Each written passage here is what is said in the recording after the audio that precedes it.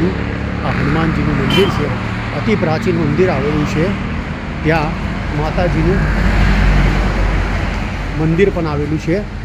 આ મંદિરની પાસે લાખા વણઝારાએ વર્ષો પહેલાં જ્યારે પણ જતો હતો ત્યારે માતાજીની સ્થાપના પણ કરતો હતો અને ત્યાં લાખા વણઝારો અને વાવ, આ વાવમાં ઘણા લોકો પાણી પીતા હતા વર્ષો લગી.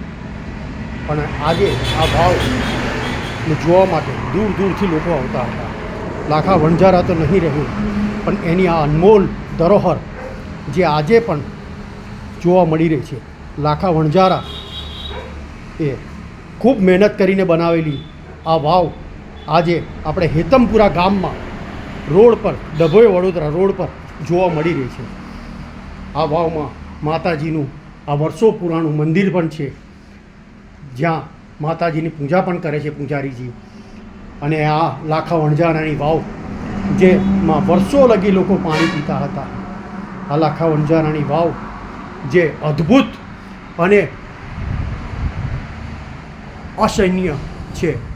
આવી વાવ બનાવી આ જમાનામાં શક્ય જ ન હોય એવું લાગી રહ્યું છે.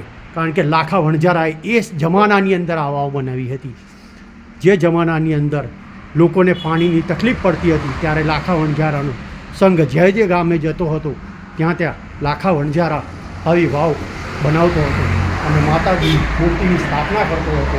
આજે પણ માતાજીની મૂર્તિ અહીંયા સ્થાપિત કરેલી છે અને આ ધરોહરને આજે આ પૂજારીજી અને ગામ લોકોએ સાચવી રાખી છે.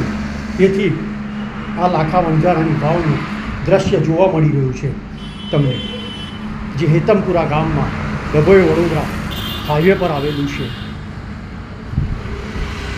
જ્યાં અવારનવાર ગાડીઓ જતી હોય છે. તે તમને જોવા મળી રહ્યું છે.